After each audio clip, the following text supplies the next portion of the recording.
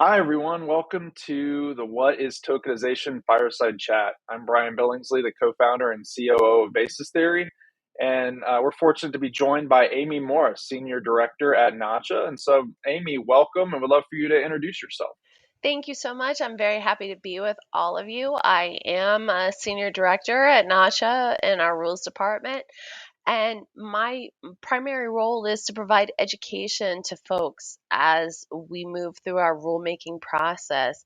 So I'm just excited to be here with all of you and to share information about our upcoming data security rule. Awesome. That's great. So really quick, just to cover the scope of what we're talking about, pretty straightforward. We just want to really, the first part is just to understand the rules and the requirements, kind of what are they, what aren't they, et cetera, and then the general timeline. And then two, understanding how tokenization can really help satisfy those requirements. So let's just jump in. So Amy, a couple of questions for you, like starting off, what is the new rule and what does it entail and when does it go into effect? So the new rule is basically closing the loop Mm-hmm. on what we have had in our ACH security framework. And so for many, many years, we have had rules that have required the protection of data while it's in transit. We've had rules that say that you have to protect access to data. We have determined what is protected information. And now this is sort of, like I said, closing the loop on the data. And this is now saying that if you have an ACH an account number that's been used in ACH transactions, Mm-hmm. it needs to be protected, rendered unreadable while it is stored electronically. Mm-hmm. Got it. No, and so which parties are subject to this and kind of the ACH kind of value chain of the transaction? Who really needs to be kind of in compliance with this new rule? So, pretty much everybody. The only exclusion that we have for this rule has to do with financial institutions because they are already ultra regulated in this Yep. space. But if you are an originator, meaning you create ACH transactions, if you are a third party, which means that you are a part of the creation of those transactions, this rule applies to you. And we're looking at the largest originators. We started with our first sort of tier last year, which was 6 Mm-hmm. million transactions per year or more. And now we've gone down to sort of the basis of the rule and the transactions, which is 2 million Mm-hmm. or more. And so the requirement is that you have this protection in place by June 30th. And so going forward, any companies that naturally meet that threshold, they have until June 30th of the following year once they meet that 2 million Mm-hmm. threshold. But what's important is that if you are going through some kind of acquisition or transition into a new company, you need to talk about this immediately Mm-hmm. because we expect you to be compliant as soon as that acquisition or merger is complete. Got it. No, it's good to know. And then, do you see in the future that number coming down from 2 million So over time? this is only Amy's Yep. Fair enough. information, but yes, I mean, I don't think that anybody ever would argue with the fact that account numbers need to be protected. So for Yep. sure, Absolutely. um, I can see this coming down. Got it. And this definitely applies to something like everybody. Like my next question was really the scope around who it applies to. Is it just where the transactions are created? But it's really if you're part of either creating an ACH file or storing those accounts at all, then you really need to be in compliance with this new rule. Then. Absolutely. So in this rule, we have excluded financial institutions in their originator role, which is Yep. basically, a financial institution. They're taking some credit card payments, etc. Um, but beyond that, it applies to everyone. And the only reason we've excluded those financial institutions again is because they have the same requirement. Yeah. So, yes, if you are any kind of third party, if you are any kind of originator, we are telling you that that account number that's been used in an ACH transaction needs to be protected while you are Uh-huh. storing it, not just while it's in transit. Got it. And does the rule prescribe specific ways the data has to be rendered unreadable? What's the guidance there? So it doesn't. We are very neutral with that. But we also have conversations with folks about, it makes sense for the use case. Um, yes, you can take a paper document and mark it out. You can redact that document, Uh-huh. and that'll meet the rule. You can also do other things that will, render that document unreadable. Uh-huh. Um, but what we have been trying to say is think about the use case, because a Uh, lot of these documents and things that are covered under this rule, you'll need to be able to provide back as proof of a uh-huh. transaction. And so if you have redacted it, if you've covered it with, some black magic marker before you imaged it, Yeah. how is that going to help you if you need to provide that document back to somebody as proof of a transaction? And so what we have been talking to folks about is, encryption. Uh-huh. Definitely, tokenization, and even, the thing is if you don't have to store that information, then you Uh-huh. don't have to worry about this rule. That's right. Obviously, you might need to, have uh, some kind of a token that will help you for your customer service activities. But if you don't have this information, you don't need to worry about this rule. Yeah. No, absolutely. And I think that's a great segue. Like you said, there's a few different ways to be to comply with this rule. Today we're talking about tokenization. So I know you had some questions in return around tokenization and how that applies to this. So I'll turn the mic over to you to ask some of those questions. Well, so, I think that where a lot of people get confused is if I have a customer who wants to change some information, Uh-huh. I've had everything's been going well. I'm a customer service agent. And again, we've had these rules in place that have said don't show information to people that don't need to know it. Um, Uh-huh. but if I have, a customer is telling me I need to change something, then I need to see that. And so, how do I do that in a tokenized environment? No, that's a great question.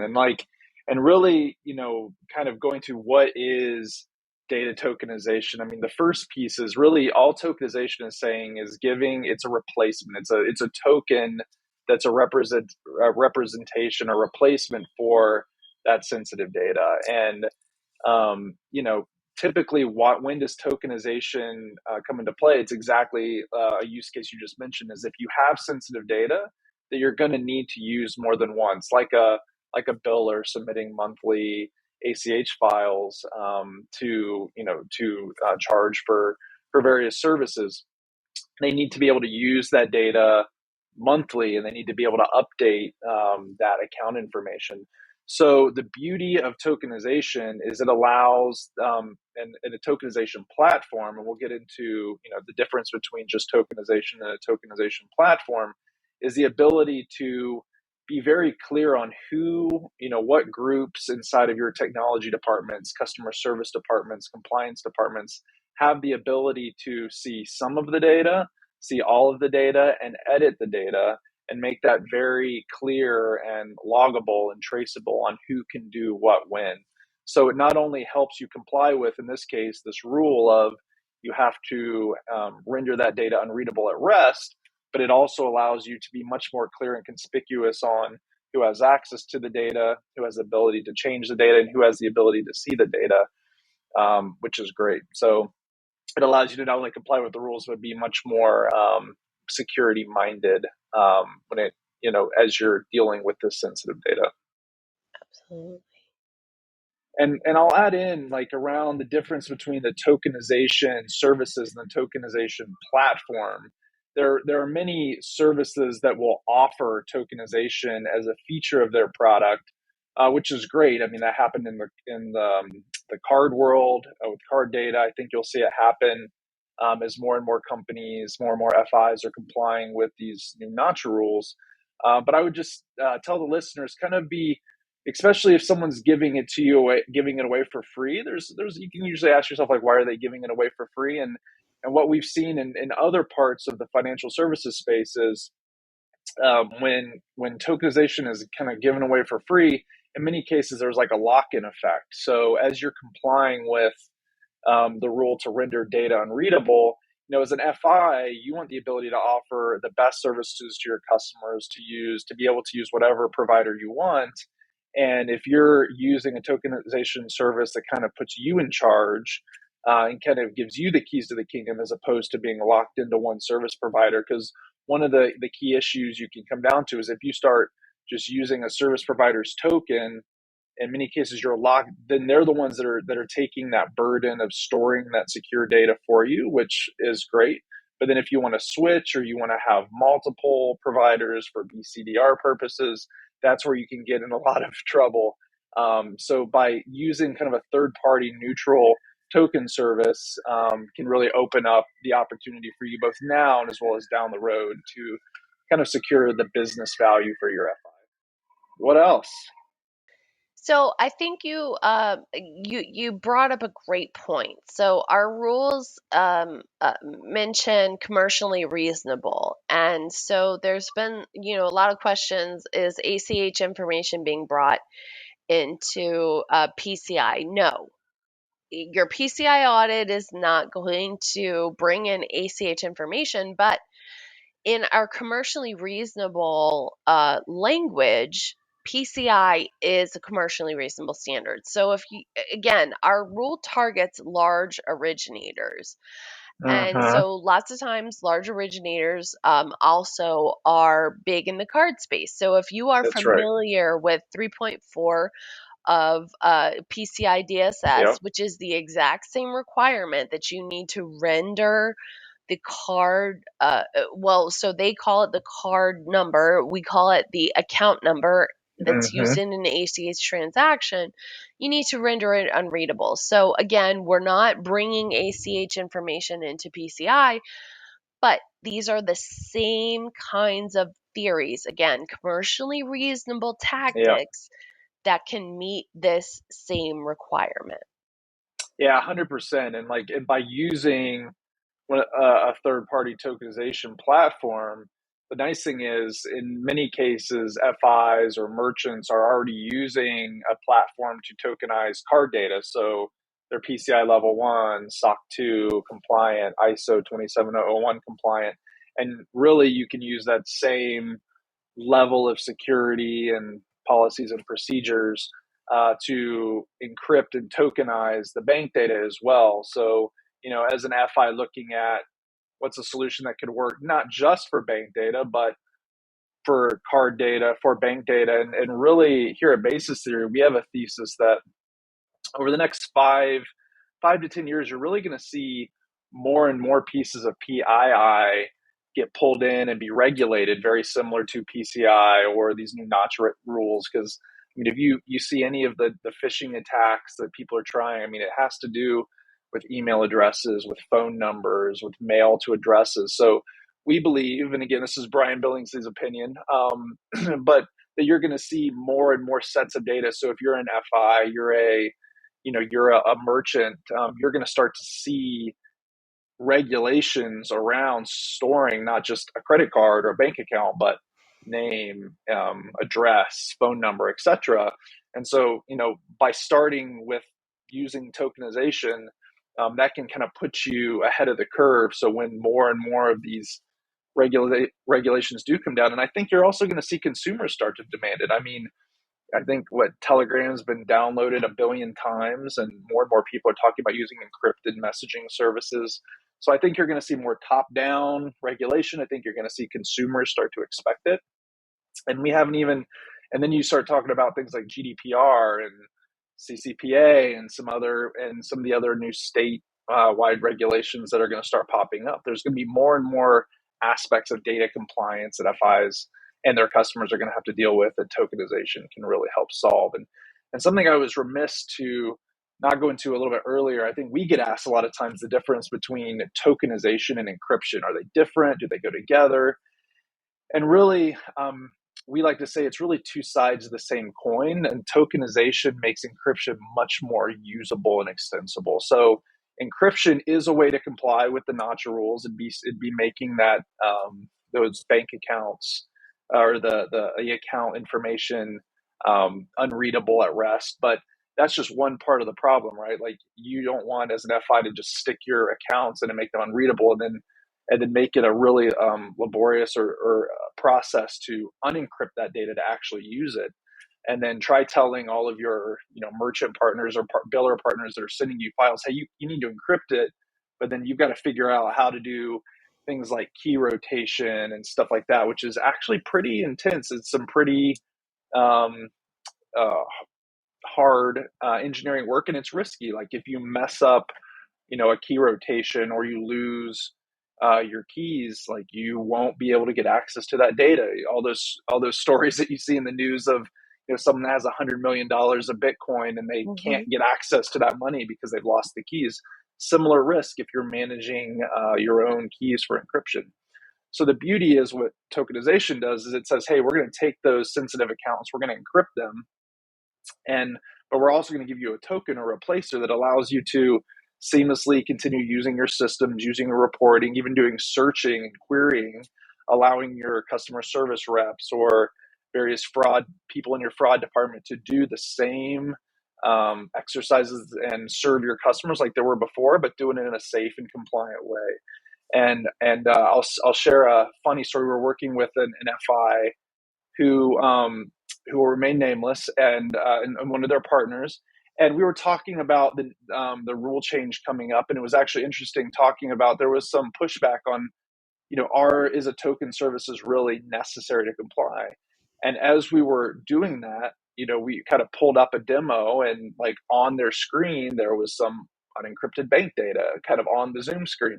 So it was just a great example of, even in a scenario where a Zoom screen share can actually take you out of compliance by Exactly. act. So if if you had that data tokenized in your service with the right rules on it, then those would have been redacted or just the last four shown. So just an almost silly example, but even someone doing a screen capture out of a Zoom could get you in trouble.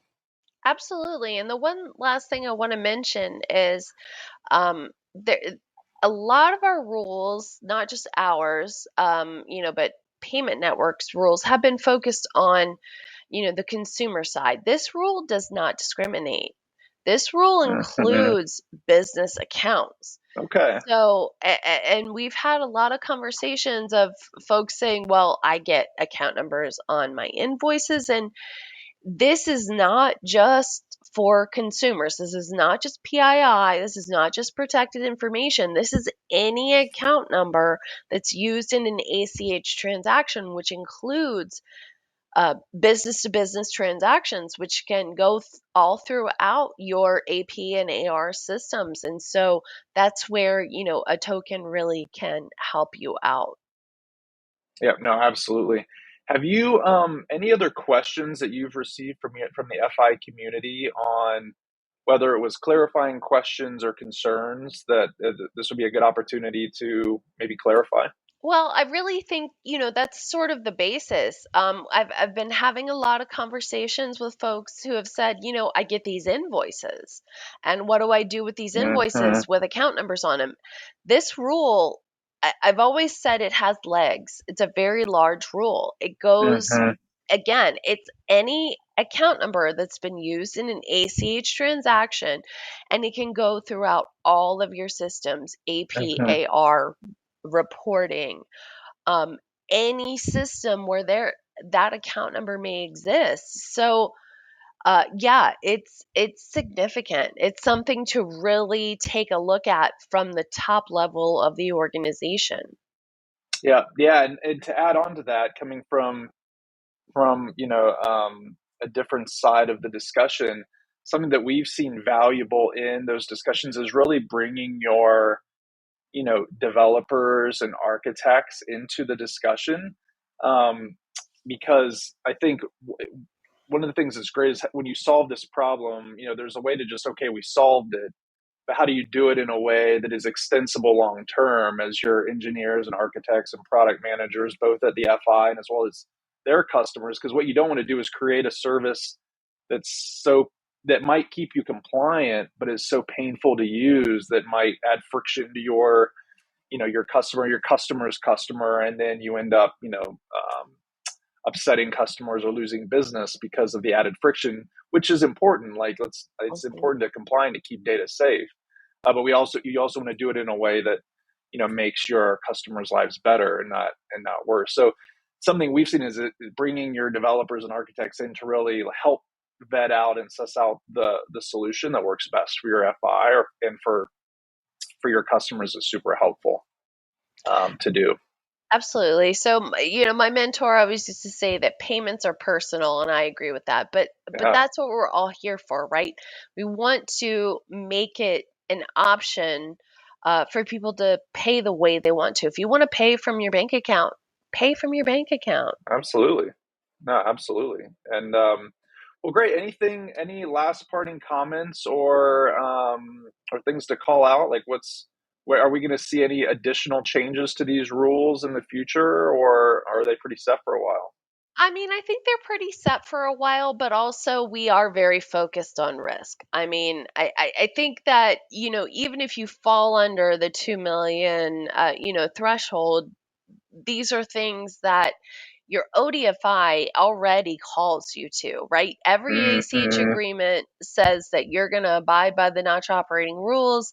You're going to prevent, I mean, you warrant, the financial institution warrants that these transactions Mm. are good. So I think that even beside this rule, this has always been a tenet of the ACH network, which is to make sure that these transactions are of good quality. And that's where our focus is. I think that's a great clarification. So if I'm a fintech startup that leverages ACH or a smaller biller. I could think of multiple examples. So if I'm like, oh, I do 1 million. I'm like, that's my perspective should be, let's go ahead and get in compliance with these rules, keep the account safe, and Hmm. not wait till I'm at my 1,999,000 Well, right. transaction. Exactly. Because you're warranting it anyway. So, Got it. yes, Well, Amy, it's been a pleasure talking to you. Thank you so much, and really appreciate what you and all of your colleagues do over at Nacha. So, thank you so much, and really appreciate your time today. my pleasure. I'm so happy to have been here. All right, have a great day. You too.